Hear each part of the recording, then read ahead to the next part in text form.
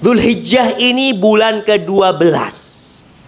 Bulan terakhir. Habis Dzulhijjah, Muharram. Berapa hari dalam setahun? Tuh lihat, umat Islam gak eru piro yo. Kita taunya kalendernya orang Masehi. Jamaah rahimakumullah. Sebagian kita masih belum tertarik untuk menuntut ilmu agama.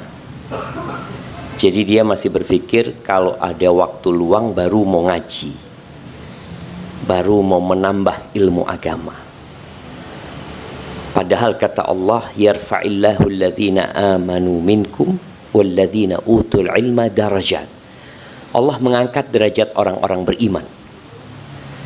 Dan yang dikasih ilmu itu diangkat beberapa derajat di atas orang-orang yang beriman tapi nggak berilmu. Kita lihat di rumah sakit ini, yang lebih berilmu biasanya jabatannya lebih tinggi. Itu di dunia. Bagaimana dengan di akhirat? Di akhirat cuma jabatan itu tidak dengan ilmu dunia, dengan ilmu agama. Beda tentunya yang hafal cuma 5 surat dengan yang hafal 10 surat. Yang hafal juz amma. Kita bicara Ramadan kemarin ya, apa bulan Ramadan ini nambah hafalan 1 surat saja. Juz amma berapa surat? Ibu-ibu, berapa surat? Piro jamaah? Al-Quran itu berapa surat sih? 114. Sahih. Juz amma ini berapa surat? 37. Bayangin jamaah. 37. Yang umurnya 37 mana? Angkat tangan. Sudah 37 surat. Loh, kalau setahun sekali hafal 1 surat, itu sudah Masya Allah gitu loh jamaah. Tapi kita memang nggak ada keinginan gitu loh. Keinginan saja tidak ada, apalagi usaha. Orang kalau punya keinginan baru akan muncul usaha. Ini keinginan daun. Bahkan kajian kayak gini Jumat, aduh pengajian meneng. Kadang-kala kita merasa terbebani. Apa penyebabnya? Ya cinta dunia. Kita kalau derajat dunia kita kejar. Mana ada yang masuk ke rumah sakit dari masuk sampai mati gajinya tetap. Ada jemaah. Dianggap orang ini apa? Kalau dianggap masuk gaji muda. Enggak. Mulai tahun 2005 sampai sekarang tetap. Orang-orang akan memandang orang ini bermasalah nih orang. Itu dalam konteks dunia. Dalam konteks agama, kalau antum mandek gitu, secara ilmu agama mandek, secara ibadah, ya itu aja gitu. Maka tolong ziarah kubur. Orang itu biasanya ziarah kubur kapan? Kalau mau Ramadan sama rioyoan. Wis, mari. Padahal ziarah kubur itu ya kapan kita merasa hati kita keras ya. Kapan kita disibukkan dengan handphone kita.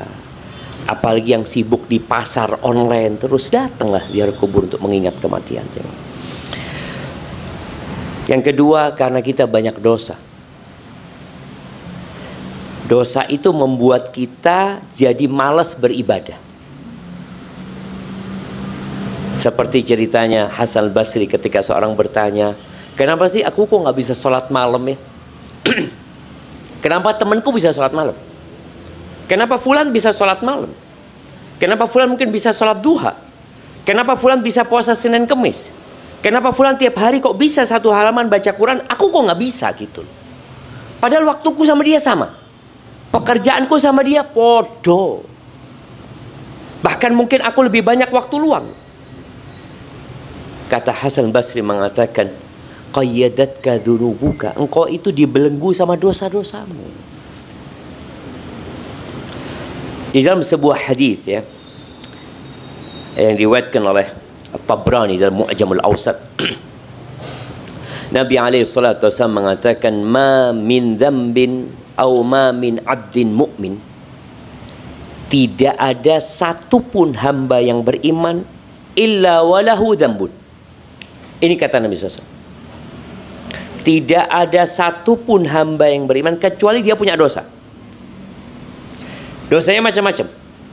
Ya'taduhul faina ba'dal faina. Dosa yang dia kerjakan nanti tobat, dia kerjakan nanti tobat. Ana izin minum.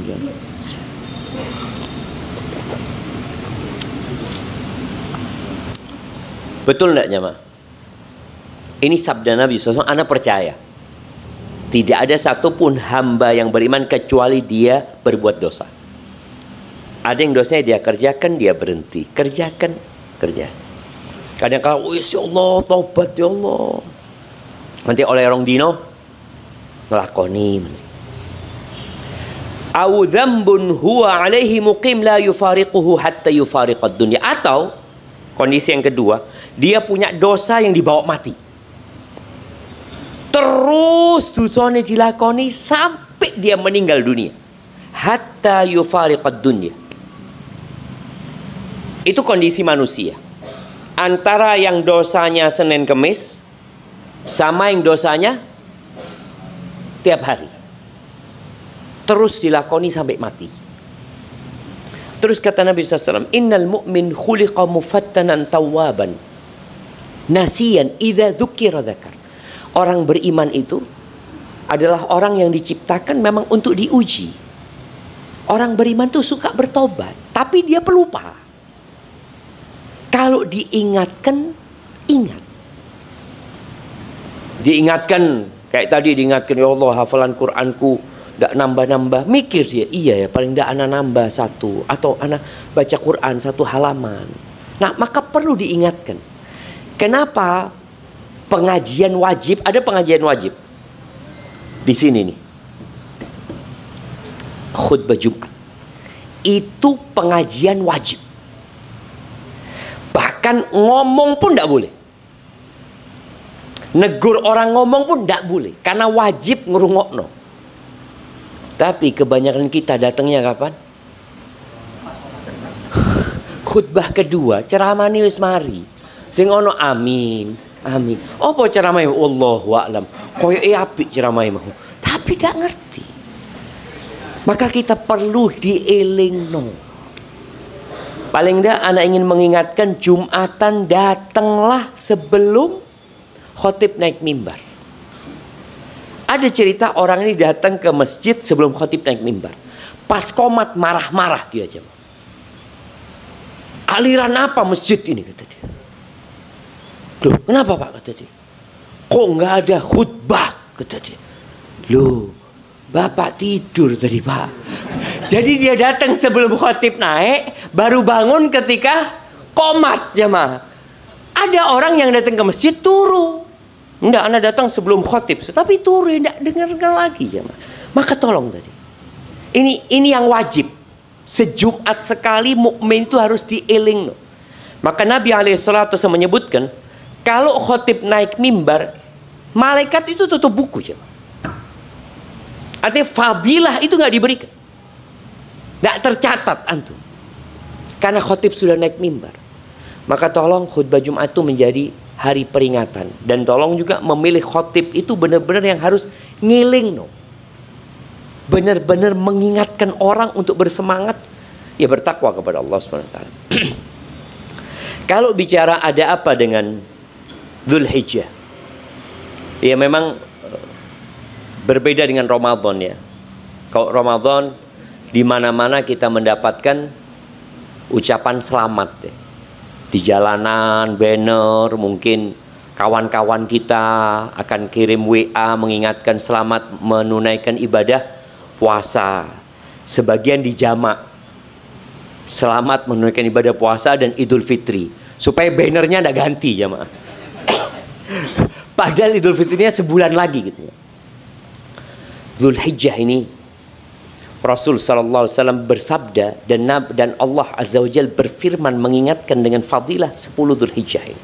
Khususnya awal Dzulhijjah.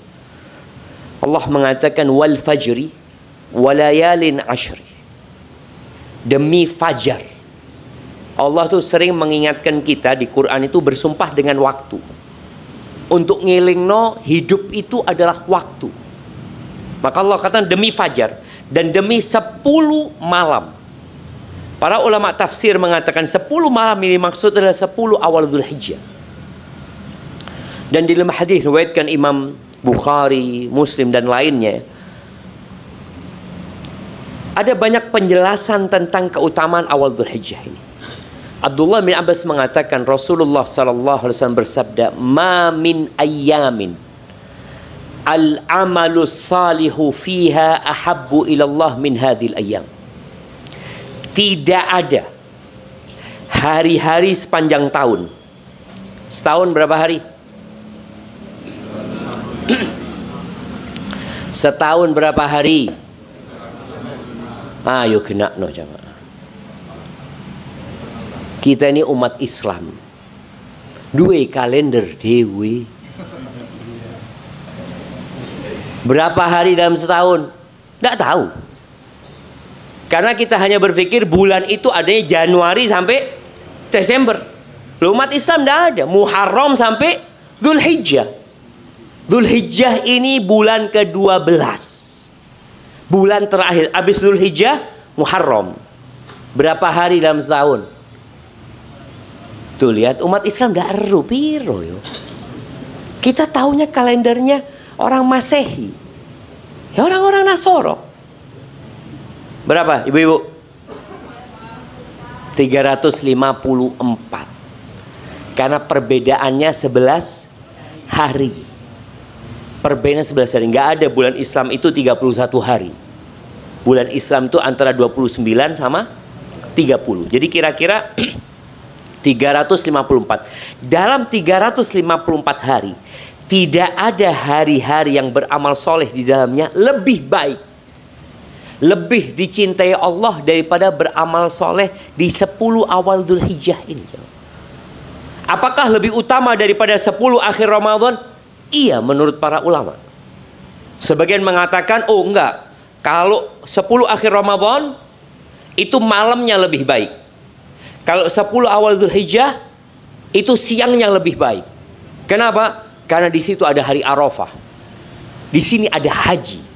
Tapi sebagian ulama mengatakan enggak. Nabi alaihissalatu menyebutkan tidak ada hari-hari yang beramal soleh di dalamnya lebih dicintai Allah daripada beramal di 10 hari ini. 10 awal Dzulhijjah. Kita ngelihat ada umat Islam mempersiapkan diri untuk 10 awal Dzulhijjah. Kayaknya yang mempersiapkan diri yang berangkat haji. Yang di sini ya enggak. Para sahabat bertanya, walal jihadu fi sabilillah. Apakah jihad di jalan Allah, perang yang orang akan mengorbankan jiwa, raga dan hartanya, apakah itu tidak bisa ditandingi dengan beramal soleh di awal Dzulhijjah ini? Walal jihad fi sabilillah. Jemaah, pahala jihad ini sebenarnya nggak ada amalan yang bisa menandingi jihad, nggak ada. Para sahabat wanita itu datang kepada Nabi SAW. Ya Rasulullah, naral jihad afdalul amal. Kita melihat jihad itu amalan yang paling mulia. Kenapa perempuan-perempuan nggak berangkat jihad? Supaya dapat fadilah jihad itu. Apa kata Nabi SAW? Lakunna jihad, la qitala fi. Bagi kalian para wanita ada jihad yang tidak ada perang di dalamnya. Apa? Hajjun mabrur. Haji yang mabrur. Pelaksananya kapan? 10 awal Dzulhijjah. Jadi itu menandingi jihad, tapi di 10 awal Dzulhijjah amalan. Maka para sahabat bertanya, ya Rasulullah, jihad yang orang boleh jadi mati di medan perang, atau dia pulang cacat seumur hidup, dia pulang harus diamputasi kakinya, dia pulang dengan mata tinggal satu, dengan jari-jari yang habis ditebas dengan pedang, apakah jihad pun tidak bisa menandingi amalan di 10 awal Dzulhijjah? Walal jihad fi sabilillah. Subhanallah jemaah. Jihad pun tidak bisa menandingi. Illa rajulun. Kecuali jihad yang satu ini. kharaja bimalihi wa nafsihi wa lam yarji' min dzalika bi syai'. Jihad yang orang ini keluar dari rumahnya membawa harta dan raganya, pulang mati, tidak ada yang balik ke rumahnya, tinggal cerita. Jadi kalau jihad yang menang, jihad yang kalah tapi pulang, cacat seumur hidup, beramal di 10 awal Dzulhijjah masih lebih mulia. Tapi sayangnya tadi, kok kayaknya ndak ada Ustaz ya yang mengingatkan kita. Ya harapannya ada yang mengingatkan di jalanan ya. Di Jember ini ada momentum setahun sekali, namanya GFC. Antum bisa lihat ya, sebelum GFC itu berapa minggu sebelumnya sudah dipasang di jalan kanan kiri terus mengingatkan tanggal sekian, terus dieling no jam, supaya orang eling. Karena urusan dunia manusia dipaksa untuk eling, tapi untuk urusan akhirat kita ogah-ogahan kadang-kala. Memang Allah mengatakan bal tu'thirunal hayatad dunya, kalian lebih mementingkan kehidupan dunia. Padahal nggak ada yang dibawa loh jemaah, nggak ada yang dibawa, semua akan ditinggal. Jemaah rahimakumullah. Ya apa? Tambah panas. Iya. Insya Allah pahalanya beda, yang kepanasan sama nggak kepanasan. Baik. Hadis tadi itu cukup jemaah. Cukup untuk memotivasi kita. Ada hadis-hadis lemah bahkan palsu, nggak perlu anda bacakan. Salah satunya ini hadis Ibnu Abbas tadi yang diriwayatkan Imam Bukhari, itu ada tambahannya, tapi tambahannya ini dhaif. Apa tambahannya? Dikatakan wal amalu fihinna yudha'afu bi 700. Beramal di 10 awal Dzulhijjah ini dilipat gandakan jadi 700 kali lipat. Tapi hadis ini lemah. Cukup hadis tadi. Beramal soleh di 10 awal Dzulhijjah lebih baik dari jihad fi sabilillah. Kemudian di hadis Abu Hurairah, ya sama dhaif hadis ini. Bunyinya apa? Ya'dilu siyamu kulli yaumin minha bisana. Jadi puasa 1 hari di 10 awal Dzulhijjah ini seperti puasa 1 tahun. Dan sholat malam di 10 awal Dzulhijjah ini 1 malamnya seperti Lailatul Qadar. Tapi hadis ini dhaif. Orang itu senang be hadis dhaif ya ma. Soalnya pahalanya enggak. Kita nggak perlu dengan hadis dhaif. Artinya apalagi kalau dhaif sekali ya. Semoga tadi hadis itu memotivasi kita. Apa yang harus kita amalkan jamaah? Yang pertama haji. Amalan apa? Haji. Bagi yang mampu. Yang sudah punya uang lebih, yang mikir untuk beli ini beli itu, paling enggak daftar haji dulu. Di Jember ini daftar sekarang, berangkat kapan? 30 tahun. Umur piro sampai saya? 35. Kalau daftar sekarang berangkat umur swidak limo. Bahaya ngeli urip. Wallahi sahih, nggak tahu kita. Tapi tadi orang sudah punya niat. Aku mau berangkat haji. Aku punya kelebihan harta. Orang punya kelebihan harta berpikir ganti mobil, ganti motor ya. Ingat, punya motor itu nggak wajib. Punya rumah wajib nggak?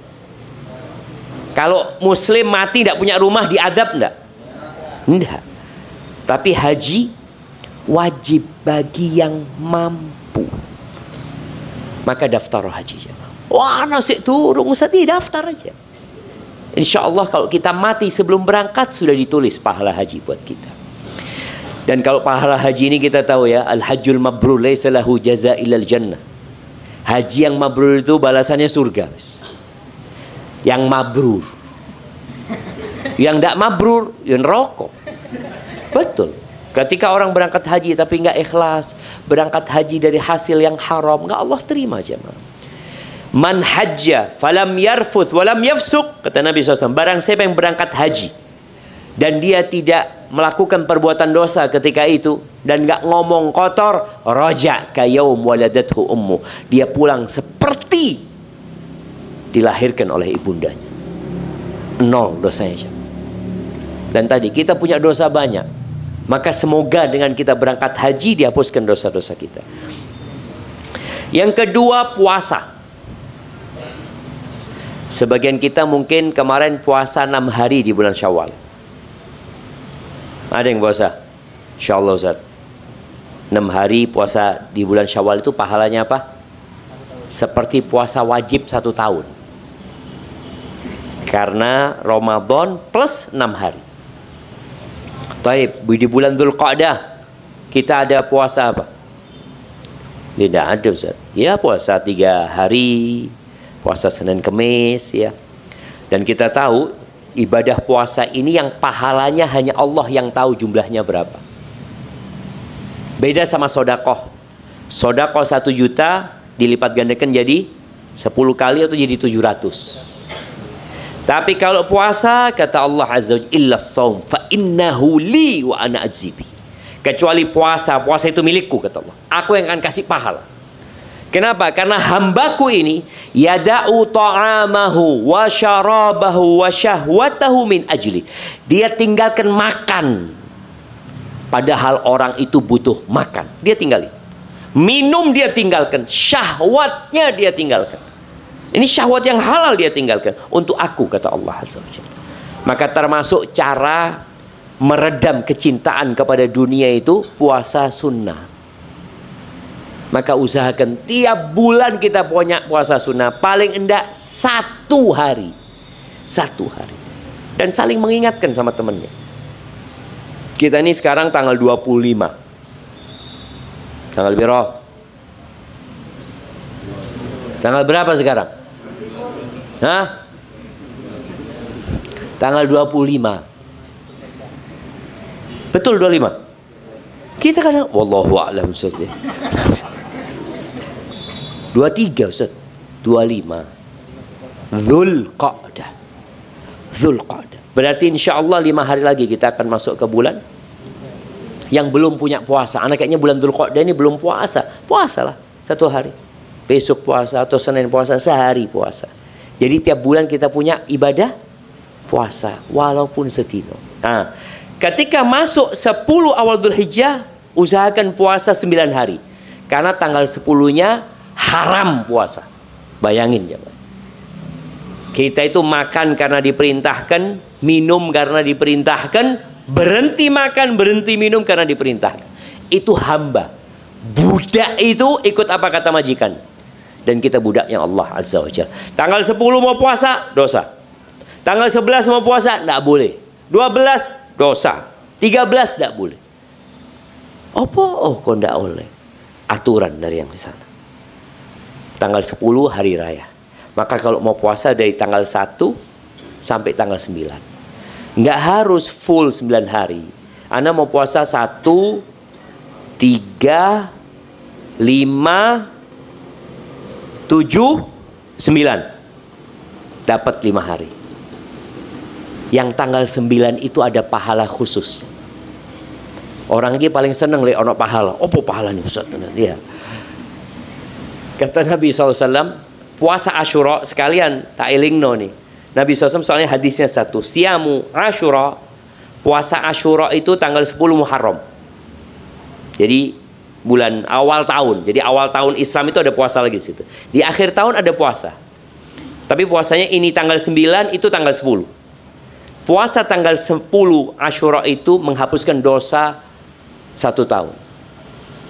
Orang kok penghapusan dosa? Karena kita ake dosa. Wallah jamaah. Nggak bakalan kita masuk surga kalau nggak diampuni sama Allah Azza wa Jalla. Nggak cukup amalan kita itu untuk memasukkan kita ke surga. Bahkan Nabi SAW mengatakan, la yadkhulu ahadukumul jannah bi'amali. Tidak ada satupun yang masuk surga dengan amalan. Nggak ada. Kata para sahabat, hatta anta ya Rasulullah, sampai engkau ya Rasulullah yang sholat sampai bengkak kaki. yang berjuang menegakkan agama Allah, engkau juga nggak akan masuk surga dengan amalanmu, wala ana, aku pun nggak. Illa ayyataghammadani Allahu bi rahmatih, kecuali Allah membungkusku dengan rahmatnya baru masuk surga. Tadi kita ini banyak dosanya jemaah. Kita duduk seperti ini, dengarkan ceramah itu dengan nikmat dari Allah. Dan kita berbuat dosa dengan nikmat dari Allah juga. Semuanya dari Allah SWT. Maka tadi penghapusannya dosa 1 tahun. Itu puasa Asyura tanggal 10. Adapun puasa Muharram, adapun puasa Arafah, kata Nabi SAW, ahtasibu 'ala Allah, aku berharap Allah menghapuskan dosa as-sanata allati qablaha was-sanata allati ba'daha, setahun sebelumnya, setahun sesudahnya. Maka tolong, kalau memang antum nggak mau puasa tanggal 1, 2, 3, 4, 5, 6, 7, 8, puasa tanggal 9. Kan ada orang memang anak nggak kuat puasa Ustaz. Kenapa? Mah atau ini itu, bismillah 1 hari. Dan beda ya. Sekali lagi, orang yang sulit puasanya dengan orang yang mudah puasanya pahalanya beda. Ada orang sakit tetap puasa. Tapi ada orang, wah nice, biasa Ustaz dak mangan Ustaz. Bukan biasa ada puasa, biasa dak mangan. Jadi ada orang bukan biasa puasa. Ditanya, antum sudah sarapan? Belum, ana biasanya makannya zuhur apa. Dapat pahala dia jemaah? Tidak dapat. Karena innamal a'malu binniyat. Amalan itu harus ada niatnya. Baik, kemudian setelah haji, puasa yang ketiga, perbanyak sholat jemaah. Khususnya sholat malam. Ya, dimulai dari sholat rawatib. Nanti mulai 10 awal Dzulhijjah, yang nggak pernah sholat qobliyah, ba'diyah, sholat tuh. Untuk mendapatkan apa tadi? Fadilah yang lebih baik dari jihad. Anak Ustaz sholatnya 5 waktu. 5 waktu ini Ustaz berjuang Ustaz. Ditambahi sembahyang sunnah Ustaz. Aduh, gak kuat Ustaz. Ada orang seperti ini. Makanya orang kalau punya sholat sunnah, insya Allah wajibnya terjaga. Dia kalau punya qobliyah, insya Allah wajibnya terjaga. Kalau imannya lagi turun, ya qobliyahnya hilang. Tapi wajibnya masih terjaga. Kalau hanya punya wajib, imannya turun, resiko yang wajib ini. Telat engkau adzan asar, astagfirullah. Berarti itu karena dia nggak punya sunnah. Jadi ibadah sunnah ini termasuk yang menjaga yang wajib. Tadi kalau antum memang nggak punya sholat sunnah, nggak punya rawatib, tolong 10 awal Dzulhijjah 12 rakaat. 2 rakaat sebelum subuh. Subuh sih. Terus 4 rakaat sebelum zuhur. Pirois 6. Ba'da zuhur 2 rakaat 8. Ba'da maghrib, ba'da isya 12. Antum kalau bisa sholat 12 rakaat ini sampai mati, Allah bangunkan rumah di surga.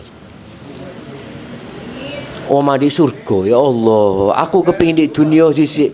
Jadi orang ini kadang kala kalau bicara surga, kapan rumah di surga, di dunia Ustaz? Aku saya tunggu oma Ustaz. Tadi orang kadang-kadang bertanya, amalan apa Ustaz yang bisa saya punya rumah di dunia? Iki di surga tidak gelap. Maka tolong tadi kalau antum tidak punya sholat rawatib 10 awal Dzulhijjah, jaga rawatib. Syukur-syukur nanti setelah 10 hari antum bisa jaga.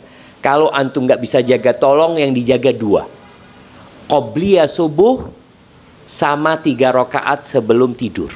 Witir. Jaga. Kalau nggak mampu yang 12 itu, paling nggak qobliyah subuh sama 3 rakaat sebelum tidur. Ada orang yang sulit sholat malam, ya udahlah. Habis isya antum sholat isya, ya Allah, ana mau sholat sekarang witir. Sudah witir 3 rakaat. Sehingga antum nggak sholat malam lagi, nggak ada masalah, insya Allah. Jadi untuk sholat malam tolong dihidupkan kembali kalau bisa seperti ketika Ramadan. Artinya kita bisa sholatnya 11 rakaat lebih baik jemaah. Kalau tidak bisa sudahlah 9 rakaat. Nggak bisa Ustaz. 7 dah kuat Ustaz. 5 insya Allah Ustaz. telu. Wallahu a'lam. Telu wallahu a'lam. Macam ni tak niat kadang kala kita ni jamaah. Jadi tolong diniatkan. Kemudian yang keempat adalah takbiran. Kita itu berpikir takbiran itu hanya malam Idul Adha sama 3 hari setelah Idul Adha. Ya, kita takbiran malam Id, terus 10, 11, 11, 12, 13. Kita akan lihat orang takbiran habis sholat ya. Ternyata takbiran itu sejak masuk awal Dzulhijjah. Nih, di hadis yang diriwayatkan oleh Imam Ahmad dari Abdullah bin Umar radhiyallahu anhuma, Nabi mengatakan alaihi salatu wassalam, "Ma min ayyamin a'zamu indallah." Tidak ada hari-hari yang lebih agung di sisi Allah. Wala ahabbu ilaihil amalu fihinna. Dan beramal soleh lebih dicintai sama Allah daripada beramal soleh di hari-hari itu. Hadil ayyamil ashir. Nih hari 10 nih. 1 sampai 10. Apa kata Nabi SAW? Fa'akthiru fihinna minat tahlili wat takbiri wat tahmid. Maka di 10 awal Dzulhijjah ini perbanyak tahlil, perbanyak takbir, perbanyak tahmid. Allahu Akbar, Allahu Akbar, Allahu Akbar. Itu takbir. La ilaha illallah, wallahu Akbar. Itu tahlil sama takbir. Allahu Akbar walillahil ham. Lillahil ham itu tahmid, artinya memuji Allah Azza wa Jalla. Loh, prakteknya seperti apa? Kita ini kan ingin tahu. Ini hadisnya sahih, tapi prakteknya seperti apa? Abdullah bin Umar yang meriwayatkan hadis yang baru saja kita baca, dan Abu Hurairah yang juga meriwayatkan hadis berkaitan dengan 10 awal Dzulhijjah ini, kata Imam Bukhari, kana yakhrujani ila suq. 2 orang ini berangkat ke pasar. Ke pasar. Nganu apa? Takbiran. Masuk ke pasar. Orang pasar lagi jualan, dengar takbir, ikut bertakbir. Tadi orang ini sering lupa aja, main HP-nya, dengar orang takbiran. Oh iya, waktu ini takbiran. Allah Akbar. Ingat. Bayangkan 2 orang ini berangkat ke pasar. 10 hari itu berangkat ke pasar. Ngiling no orang di pasar ini. Karena pasar ini tempat yang paling dibenci sama Allah SWT. Yang tempatnya penipuan di sana, ngurangin timbangan di sana, riba di sana, sumpah palsu di sana, utang dikemplang di mana? Di sana. Bon-bon, sampai beberapa toko itu mengatakan hari ini cash, besok baru boleh bon. Tiap hari ndelok, hari ini cash iya, besok bon. Datang lagi, hari ini cash iya, besok bon. Karena banyaknya orang ngebon, tidak bayar. Pasar itu tempatnya orang makan gorengan 3 bayar 2. Ikut tempatnya. Artinya tempat yang paling dibenci sama Allah. 2 sahabat ini ingin mengingatkan orang-orang itu sama. Berangkat ke pasar. Maka tolong teman-teman yang di rumah sakit ini, yang ketika kerja, yang masuk nyambangin pasien, takbirlah. Allahu Akbar, Allahu Akbar. Kerjakan. Mungkin berangkat ke Roxy, berangkat ke Roxy, delok takbiran, aliran opo. Kan dianggap aliran sesat ya, Ma. Tadi orang itu kalau nggak belajar akan beranggapan yang sunnah bid'ah, yang bid'ah sunnah. Orang mikir, kok apa meneng iki kok? Tambah kayak orang tersesat. Padahal itu sunnah ya, Ma. Al-Imam Syafi'i lebih menganjurkan takbiran itu kalau ngelihat hewan kurban. Kita ngelihat banyak orang jualan sekarang ya. Pas ngelihat takbiran kita, Allahu Akbar, iling gitu, ya Allah ini mau dikorbankan ya Allah untuk Engkau ya Allah. Seperti itu. Tapi ingat, dianjurkan takbiran, nggak wajib, enggak. Tapi tadi bagaimana kita berlomba-lomba di 10 awal Dzulhijjah ini, semua amal soleh dilakukan. Karena lebih baik dari jihad. Waktunya cuma 10 hari. Iktikaf boleh enggak jemaah? Boleh iktikaf. Ngomong sama istrinya, Afwan, anak kayaknya berangkat kerja dari masjid. Mulai kerja nak masjid, budal kerja nak masjid. Enggak apa-apa. Kita kan berpikir iktikaf itu hanya waktu 10 akhir Ramadan. Enggak, iktikaf di masjid itu sepanjang tahun. Waktunya bebas. Antara asar sampai maghrib, enggak lah. Anak kayaknya 10 awal Dzulhijjah. Biasanya di sini pulang jam berapa biasanya pulang? Jam 2. Yang shift pagi jam 2 oke. Jam 2 ngomong enggak, anak pulang maghrib. Jam 2 langsung ke sini. Sudah wiritan, zikir, ya sholat sunnah terus, ya baca Quran. Nanti sebelum maghrib pulang, umpamanya. Diniatkan. Soalnya kita kalau pulang ke rumah, ya wes sibuk be iki, sibuk be ini, macam. Tapi kalau di masjid dak nggowo HP. Lek nggowo HP yo tetap sibuk dengan HP-nya. Maka perbanyak takbir ya. Kemudian berkaitan dengan kurban ini juga perlu dipikirkan. Jangan sampai motor kita bagus, kurban enggak. HP kita bagus, kurban. Piro sih sekarang harga kambing jamaah? Berapa? 3 jutaan. Kelarangan sampean mas. Larang ojo mas. Jadi domba itu umur 6 bulan sudah boleh dikurbankan. Kalau domba itu umurnya 6 bulan. Kalau kambing 1 tahun. Jadi domba 6 bulan dapatlah harga 1 juta. Iya. Artinya antum nggak berpikir 3 juta. Oleh telu, gitu kan? Ya tapi kalau kita punya uang lebih, belilah yang korbannya lebih bagus lagi. Karena akan dinilai sesuai dengan uang yang dikeluarkan dan indahnya yang kita korbankan. Kalau kita mengorbankan domba yang bertanduk ya, yang gemuk. Karena sebagian orang itu kalau ke pasar tanyanya apa? Mana yang paling mahal? Itu dia. Itu. Oh iya.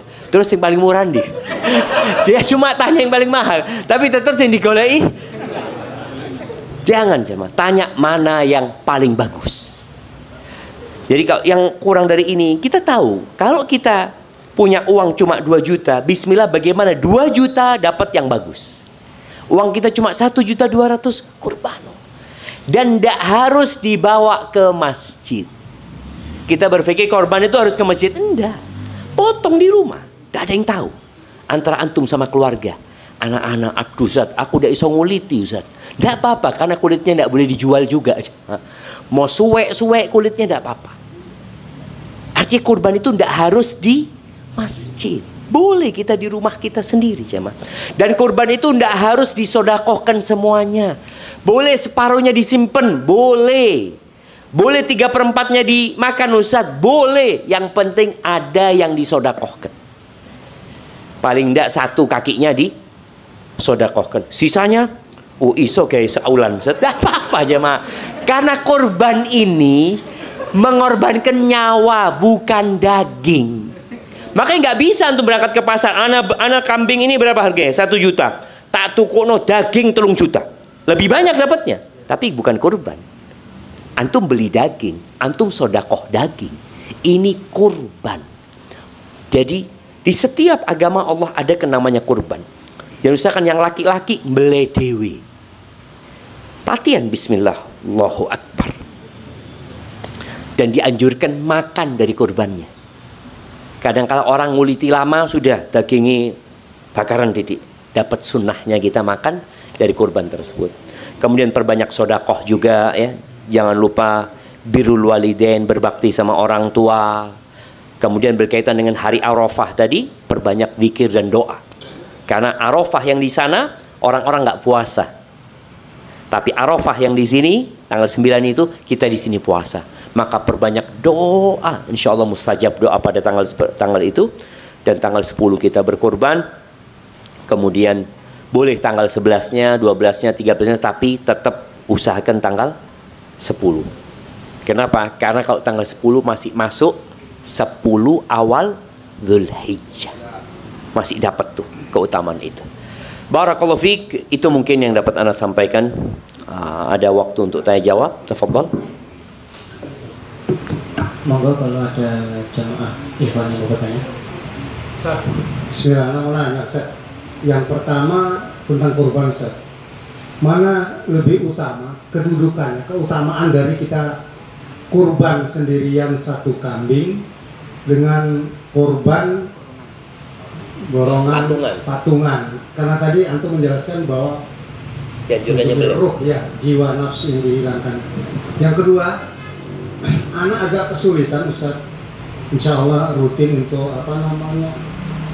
sholat rawatib khusus untuk zuhur Ustaz. Ini waktunya mepet sekali. Kadang-kadang anak paksakan agak cepat baru bisa dapat 4 rakaat. Tapi rata-rata masjid itu begitu kita sholat tahiyatul masjid, sholat 2 rakaat sudah langsung qomat. Bolehkah anak itu meniatkan yang tadi tahiyatul masjid atau sholat 2 rakaat qabla duhur sehingga anak bisa menuntut dari jadi 4? Karena hadisnya kan 12 rakaat baru dibangun rumah di surga, bukan 10 rakaat. Siap, Masya Allah, barakallahu fikum. Iya, ada 2 pertanyaan. Yang pertama berkaitan dengan kurban, mana yang lebih utama. Ada khilaf di antara para ulama dalam hal ini, tapi Anda lihat pendapat yang lebih kuat yang mengatakan yang paling utama itu 1 ekor onta sendirian. Nabi SAW waktu haji itu mengorbankan 100 ekor onta. 100 dewean. Buat istrinya bisa potongkan sapi waktu itu, dipotongkan sapi barengan. Tapi buat beliau sendiri. Jadi kalau bicara mana yang lebih utama, ya onta sendirian, terus sapi sendirian, yang ketiga kambing sendirian atau kambing atau domba. Hanya saja baru setelah itu onta patungan, ya sapi patungan. Kadangkala ada hal lain yang perlu dipikirkan. Umpamanya, Ustadz, anak kalau potong kambing, Ustadz, masyarakat tidak makan, Ustadz. Sedangkan kita juga ingin berbagi, gitu ya, seperti itu. Ya mungkin kambing ya. Sapi jadinya dengan pertimbangan tadi. Ada pertimbangan lain, gitu. Tapi kalau secara hukum asalnya, tadi mengorbankan nyawa sendirian lebih utama. Jadi jangan berpikir sapi harus 7 ekor, enggak. Sapi boleh 2, harus 7 orang ya. Sapi boleh 2 orang. Jadi 2 orang patungan sapi, 3 orang boleh, maksimal 7. Adapun berkaitan dengan sholat 12 rakaat tadi, jadi tahiyatul masjid itu memang nggak perlu diniatkan khusus. Kita kalau datang bisa menggabungkan tahiyatul masjid plus qobliyah. Jadi sholatnya cuma 2 rakaat tadi, tapi dapat 2 pahala. Pahala tahiyatul masjid dan pahala qobliyah. Kemudian kalau ada sholat yang kurang, karena tadi kita bangun telat ya, kemudian sholatnya dapatnya 10 rakaat, tambahkan dengan sholat sunnah yang lainnya, pokoknya dapat 12 rakaat. Tambahkan. Jadi bisa tambahin duha umpamanya. Ya 12 rakaat tetap utuh gitu, seperti itu. Tapi lebih utama memang ngerawatib. Tapi kalau ya tadi, kalau cicilannya kurang, dilengkapin dengan kalau tambah di ba'dahnya nggak bisa ya? Boleh. Ba'diyahnya 4, karena ada hadis lain juga. Iya, enggak apa-apa. Ada hadis lain mengatakan man shalla arba'an qabla adh-dhuhr wa arba'an ba'da adh-dhuhr ya. Barang siapa yang salat 4 rakaat sebelum zuhur, 4 rakaat setelah zuhur, Allah akan selamatkan dari api neraka. Jadi selama waktunya itu waktu salat, bukan waktu larangan ya. Waktu larangan habis subuh, nggak boleh salat sunnah, habis asar, nggak bisa. Tapi kalau selain itu boleh kita menambahnya. Seperti itu. Barakallahu fikum. Ustaz, ada pertanyaan lagi dari jamaah ahwat. Assalamualaikum warahmatullahi wabarakatuh. Waalaikumsalam warahmatullahi wabarakatuh. Bagaimana mendapatkan rahmat Allah agar masuk surga? Yang kedua, Ustaz, kata Nabi, jika Allah mencintai hamba, Allah akan mengujinya. Bagaimana mengetahui ujian itu karena cinta Allah atau karena dosa yang diperbuat oleh kita? Masya Allah, barakallahu fika. Ya, kalau bicara bagaimana mendapatkan rahmat Allah, ya diminta rahmat Allah itu. Namanya orang yang punya rahmat kan Allah. Apa yang kita lakukan? Ya minta sama yang punya rahmat. Seperti seorang berdoa mengatakan, Ya Arhamar Rahimin. Dia memanggil Allah, wahai yang maha pengasih dan antara yang mengasihi, irhamni ya Allah, irhamni ya Allah. Kemudian kita selalu berdoa, Rabbighfirli warhamni, Rabbighfirli warhamni, minta. Dan biasanya minta ampunan juga minta rahmat, selalu hampir barengan. Kemudian yang kedua, selain berdoa, laksanakan perintah yang maha pengasih dan maha penyayang. Wa rahmati wasi'at kulla syai'. Rahmatku, kata Allah, meliputi segala sesuatu. Aku akan tulis buat orang-orang yang beriman dan mengikuti Nabi SAW. Maka tadi kalau ingin dapat rahmatnya Allah yang meliputi segala sesuatu, bicara rahmat Allah, semut dapat rahmat Allah, anjing pun dapat rahmat Allah, ya. Semua binatang itu dapat rahmat Allah. Sampai kita lihat bagaimana kucing itu yang menciumi anaknya, itu dari rahmat Allah yang Allah berikan ke sana. Ada kasih sayang yang Allah berikan ke sana, jemaah. Maka tadi laksanakan perintah Allah, jauhi larangannya. Kemudian yang ketiga, baca kitab rahmat. Apa kitab rahmat itu? Al-Quran. Maka Al-Quran dimulai dengan apa? Bismillahirrahmanirrahim. Isinya kitab itu semuanya rahmat, jemaah. Semuanya rahmat Allah Azza wa Jalla. Baik, berkaitan dengan pertanyaan kedua, bagaimana kita tahu bahwasanya musibah yang menimpa kita itu karena dosa atau karena cinta Allah kepada hambanya?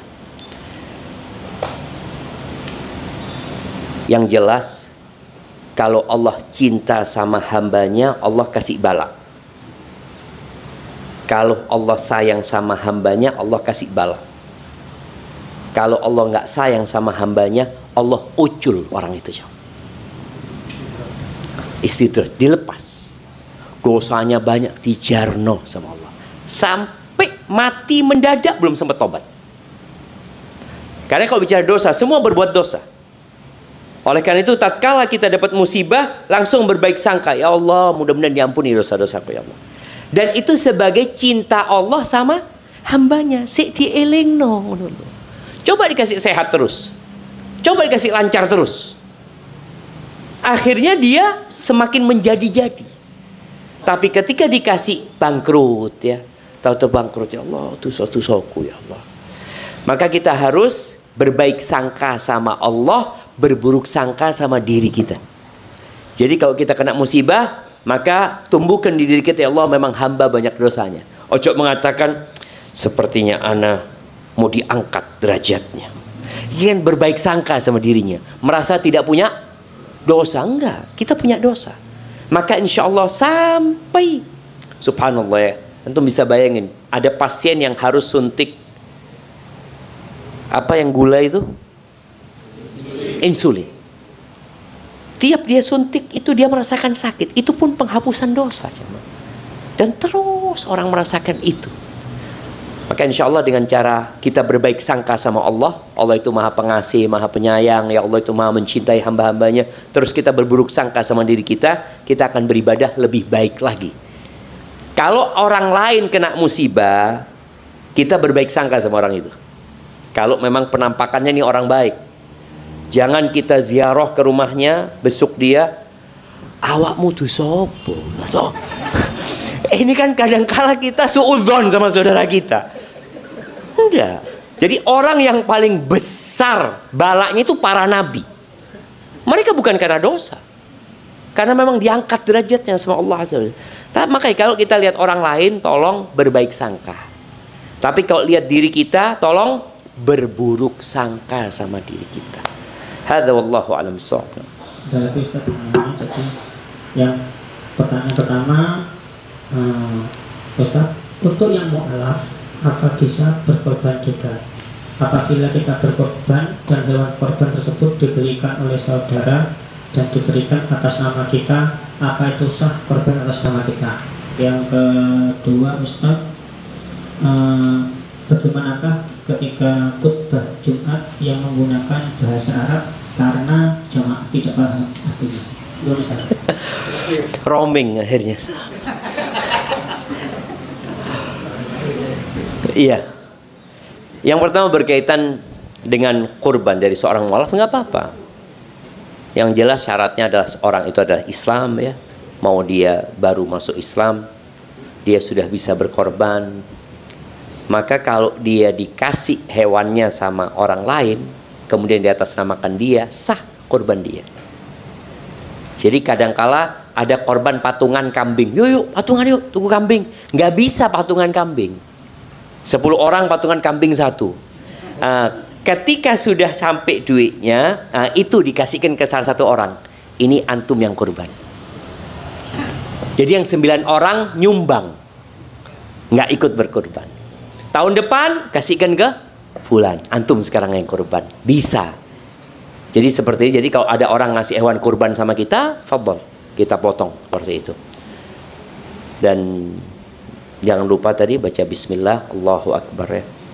Adapun pertanyaan kedua, apa pertanyaan kedua? Lalian. Oh ya, khutbah pakai bahasa Arab. Khutbah pakai bahasa Arab. Memang jamaah di madhab Syafi'i ada beberapa pendapat di madhab Syafi'i sendiri yang mensyaratkan khutbah itu harus pakai bahasa Arab. Pendapat yang lebih tengah itu khutbah itu harus ada bahasa Arabnya. Nggak harus semuanya bahasa Arab.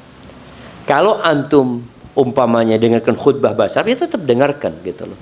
Sekarang di Arab Saudi itu Masya Allah ya, dengan teknologi yang canggih, ada transit. Jadi ada semua orang dari negeri-negeri itu bisa dengarkan dengan bahasanya.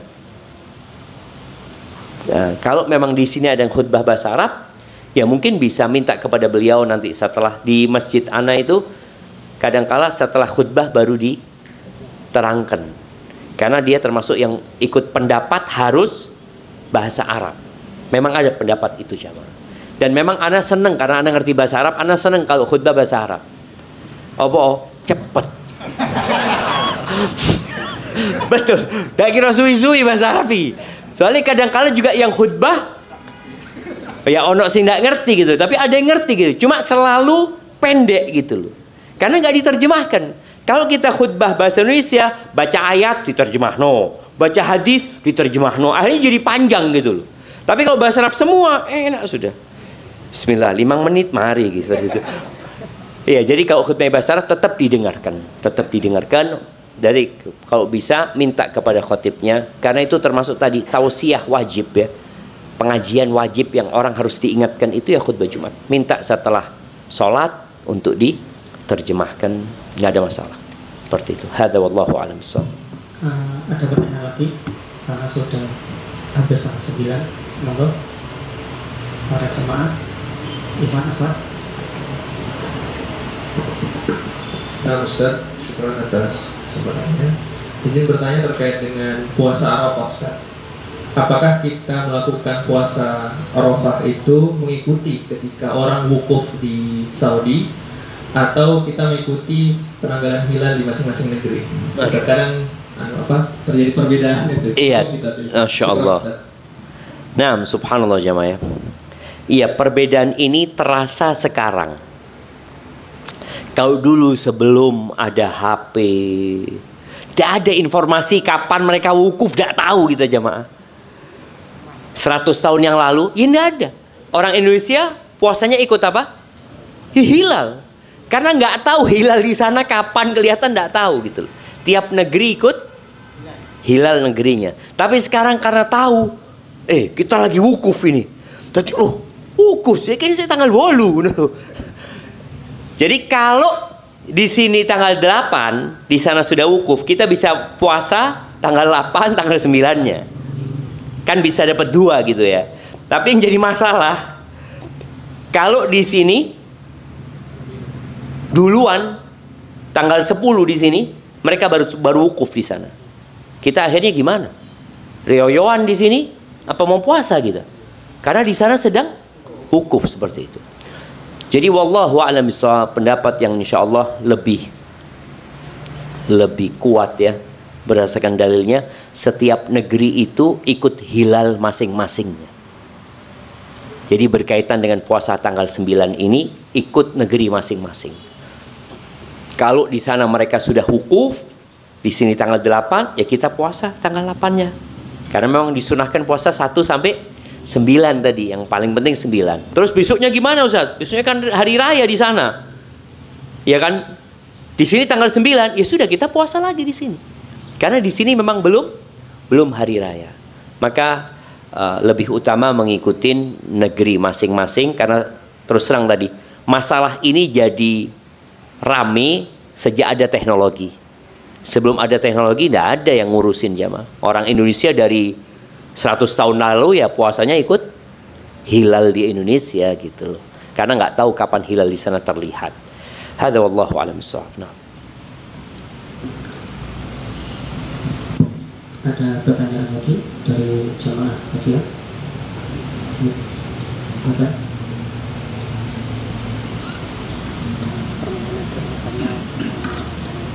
Yang teman-teman yang sakit.